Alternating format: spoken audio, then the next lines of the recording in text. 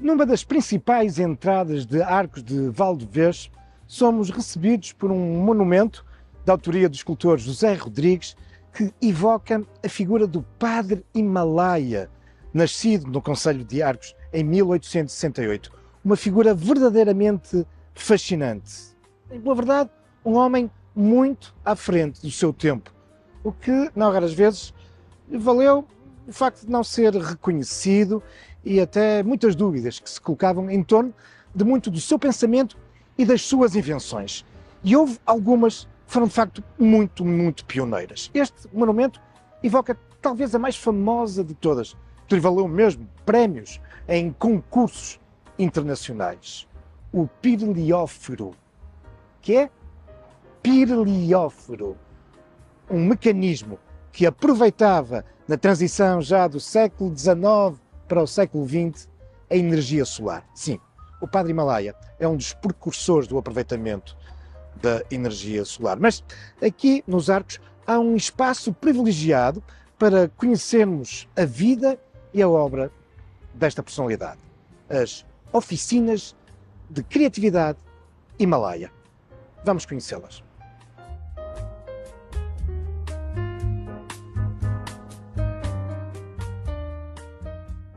Sejam muito bem-vindos, ilustres habitantes do futuro.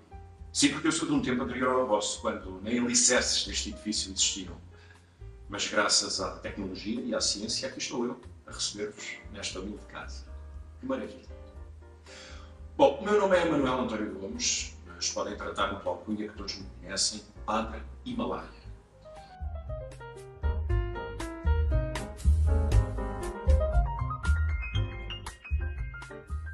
Vimos agora até ao exterior das oficinas e aqui podemos observar uma reprodução do Pirliófero que o Padre Himalaia montou em St. Louis para a Exposição Mundial em 1904. E é também aqui que vimos a conversa com o Presidente da Câmara Municipal dos Arcos de Valdevez, João Manuel Esteves.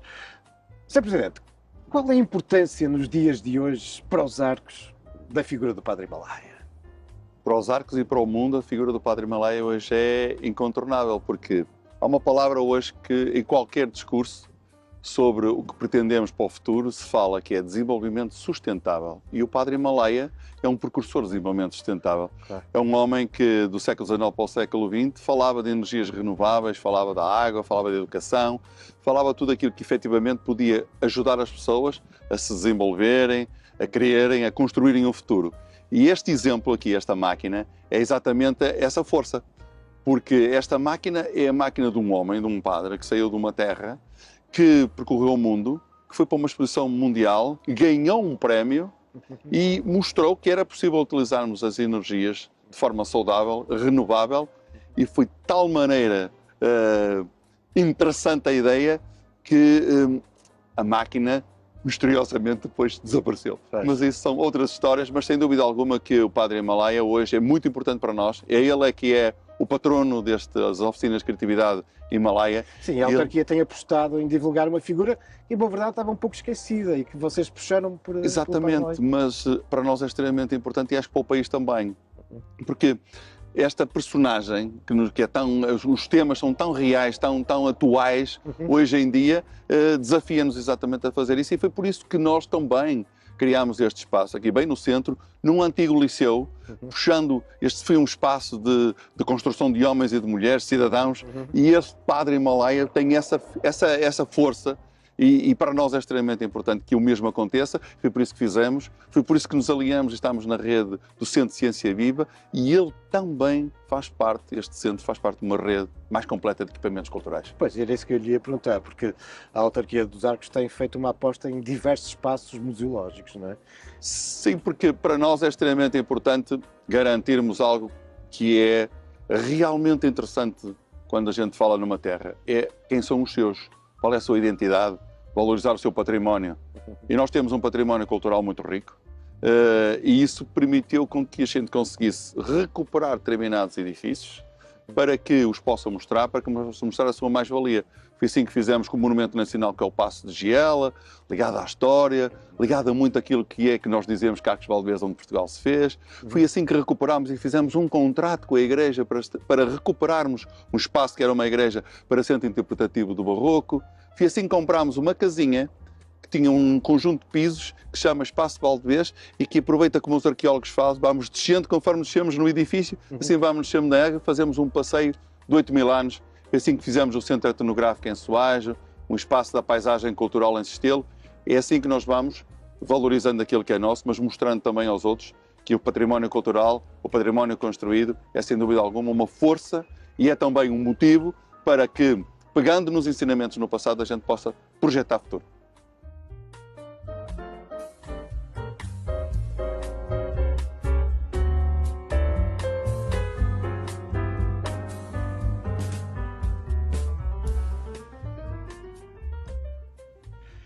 E já no interior das oficinas encontramos agora no núcleo interpretativo do Padre Himalaia, ou seja, o espaço dedicado à divulgação da vida e da obra desta personalidade. E é aqui que vimos ao encontro para uma conversa de Nuno Soares. Ele é arqueólogo, historiador, o chefe de divisão da Câmara Municipal de Arcos de Valdevez, responsável pela área sociocultural. Nuno, e afinal, quem foi o Padre Himalaia? Que nem sequer se chamava assim, não é?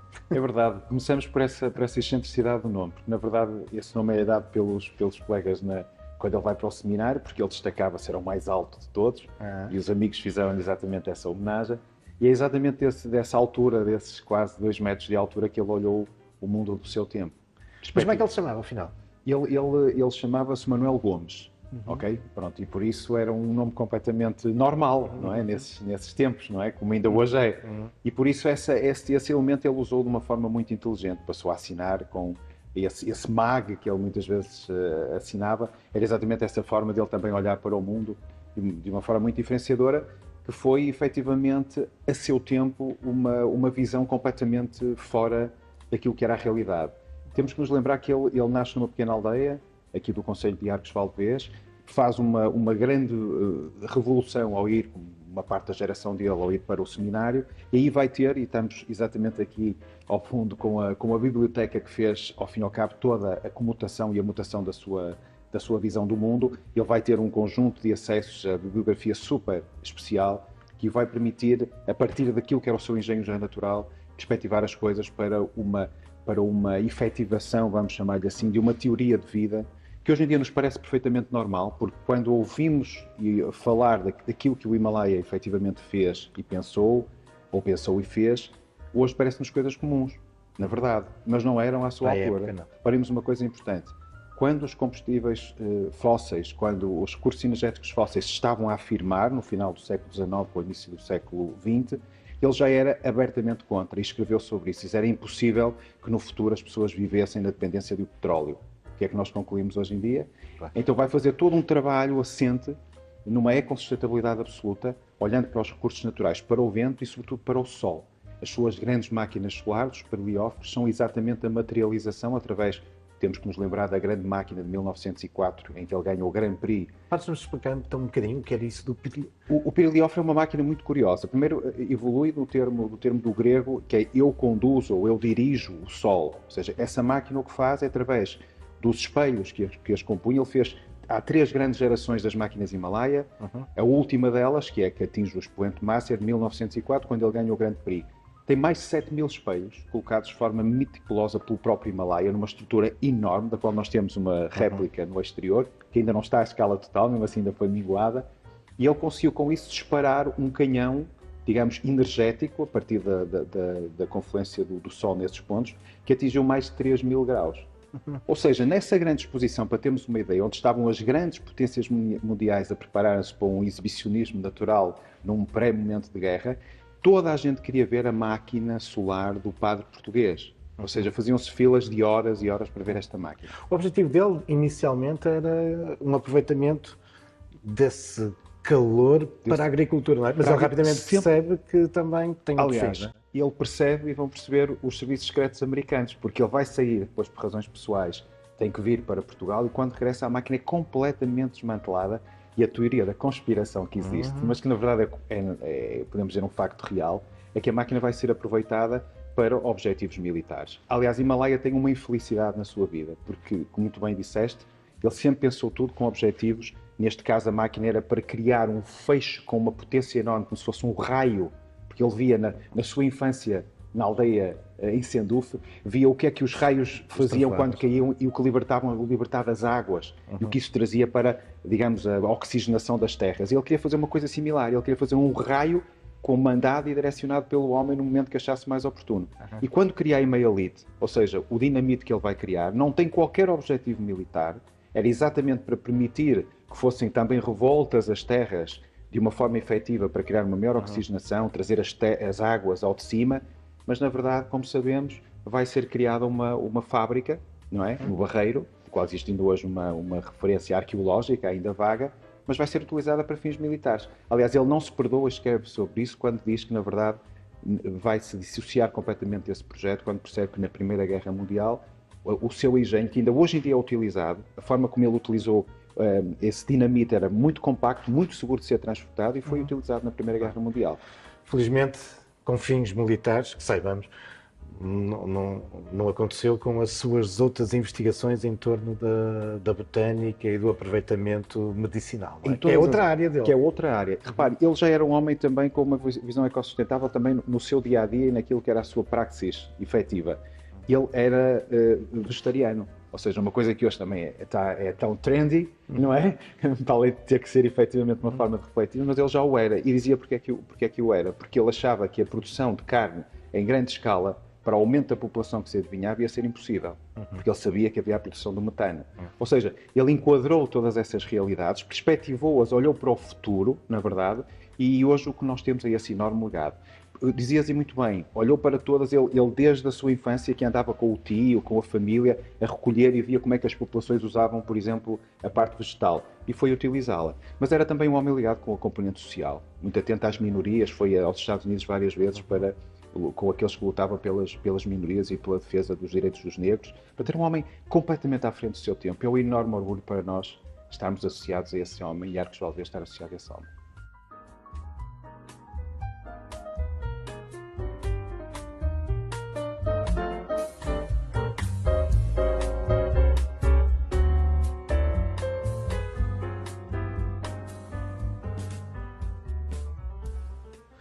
As oficinas Himalaia integram a Rede Nacional dos Centros de Ciência Viva. E, a esse propósito, vimos agora a conversa com José Carlos Fernandes, ele é o diretor do Centro de Ciência Viva aqui dos Arcos de Valdevez. O que é que nós podemos encontrar aqui na visita às oficinas? Ora bom, nós podemos encontrar aqui todo o legado de Himalaia. Himalaia, à luz do seu tempo, seria uma espécie de Leonardo da Vinci, de um inventor, de um cientista, e que no fundo deixa uma mensagem muito clara naquilo que modernamente nós podíamos chamar até de uma ecossofia. Isto é, uma ideia de desenvolvimento sustentável, uma ideia de valorização da biodiversidade, uma ideia de estarmos muito atentos ao que são as energias renováveis, aos estilos de vida saudáveis, e procurando incorporar todo o pensamento filosófico, educativo e recuperando também toda aquela resiliência que marcou toda a vida de Himalaia, que nós procuramos transpor para o mundo da ciência todo esse legado. Então, este Centro de Ciência Viva procura conciliar duas grandes vertentes. Esta linha de investigação do Himalaia e materializá-la de forma a termos uma ciência acessível a toda a gente. O que é que nós queremos? No fundo, democratizar a ciência, quebrar estereótipos, aquela coisa de que os cientistas têm todos debate, a cabelo muito comprido, muito fechados sobre eles próprios. Não, nós queremos que a ciência seja acessível às escolas, aos professores, porque proporcionamos também formação de professores, às famílias, porque temos aqui programas muito interessantes, até campos de férias e que nós também vamos tendo por aqui. Portanto, a ideia é termos em cada um destes espaços um espaço completamente aberto, amigável, convidativo, mas que a ideia central é comunicarmos ciência. E que espaços é que temos então? Ora bom, nós temos... Fazendo aqui uma visita pelos... Isto era uma espaços. antiga escola secundária que foi reconvertida num espaço de ciência. E então nós temos este espaço onde nos encontramos agora, que é o espaço da Ecocidadania, em que temos diferentes módulos ligados à ciência.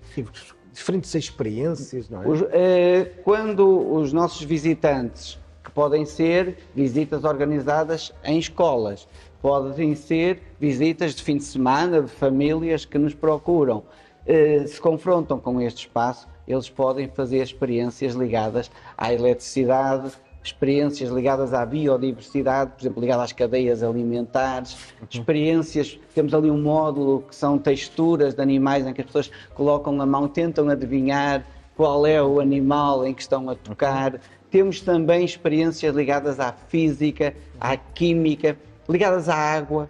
O próprio Himalaia prestou muita atenção a estas questões da água e das suas propriedades curativas. Portanto, e nós procuramos ir atrás então desse legado e proporcionar aos alunos imensos programas, imensas experiências, tudo que tem a ver com ciência e com estes diferentes modos. E por falar em água, o visitante pode logo no início ser brindado com uma fabulosa projeção que, entre outras coisas, nos apresenta o Parque Nacional da Peneda Gerês, e onde a água é um elemento. Exatamente. Mas é uma sala muito especial esta projeção. Exatamente. O Full Dome que temos aqui, no fundo, é uma sala que poderá funcionar como planetário, em que nós proporcionamos ao visitante uma visão 360 graus sobre, por exemplo, esse filme sobre o Parque Nacional Peneda Gerês é uma abordagem extraordinária e fantástica, porque a partir de uma outra perspectiva nós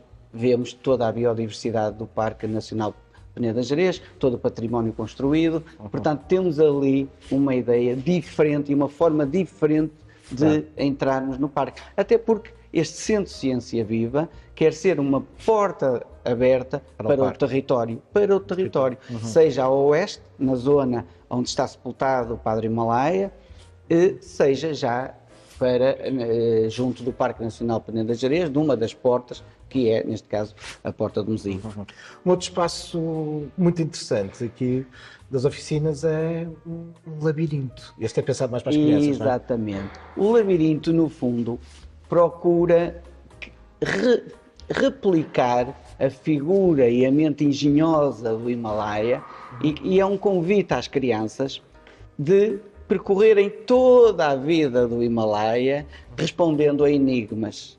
Portanto, eles entram num labirinto, têm respostas, têm que procurar sempre a resposta que está atrás das costas para poder progredir. Sim. E então vão ter ali muitos desafios, desde a construção de uma maquete, tem questões ligadas à óptica, tem questões ligadas à física, tem questões ligadas às inovações tecnológicas do Himalaia, como o pirilióforo, e tem lá algo que é sempre um grande sucesso para os mais pequenos, tem lá, eles podem provocar uma explosão, supostamente com a Himalaite, um explosivo inventado pelo Himalaia. E já que estamos a falar de explosivos, leva-nos também para a questão da geologia, e aqui as oficinas têm também 2 espaços museológicos. Exatamente. Nós tivemos a sorte de termos como mecena, digamos assim, o professor Silva Ferreira. O professor Silva Ferreira é médico, é arqueólogo e tinha uma coleção brutal de rochas e tudo o que tem a ver com a parte mineral.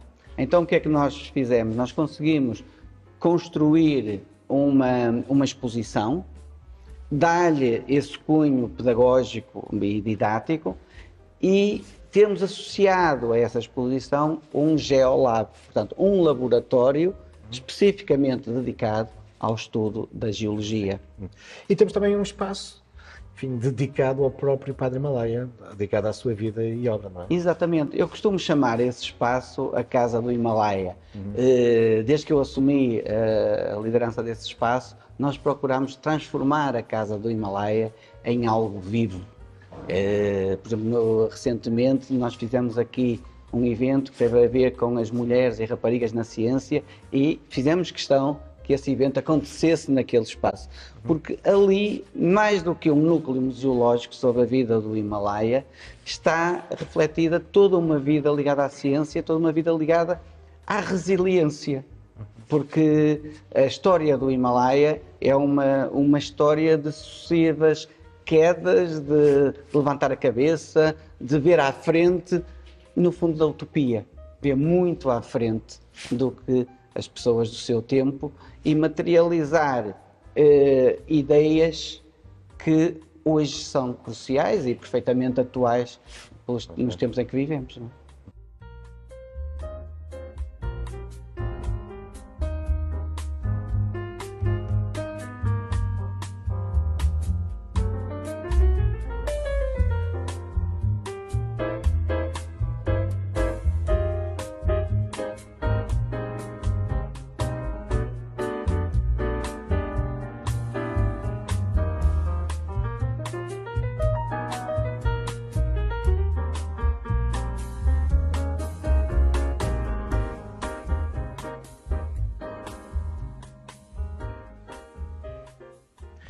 Esta é uma imagem que nos evoca o jovem Himalaia e que nos recorda também como desde a infância é um espírito sensível e atento às questões da ciência, da técnica, também do pensamento social.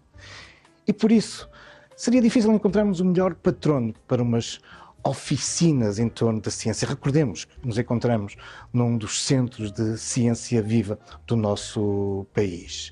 Mas este não é apenas, o que já não seria pouco, um local de divulgação da ciência para os mais jovens. Este é, afinal, um espaço aberto a todos, para todas as idades. Pensado, por exemplo, também para as famílias. Pensado para, sim, os alunos dos diferentes graus de ensino, que aqui encontram também espaços de auditório, laboratórios, onde podem testar muito do conhecimento das salas de aula, mas também do que aprendem aqui neste Centro de Ciência Viva, nestas oficinas do Padre Himalaia. Mas há muitos outros motivos de interesse e há muitos espaços e muitos mecanismos e instrumentos que nos podem surpreender. Como é o caso, por exemplo, de uma harpa sem cordas.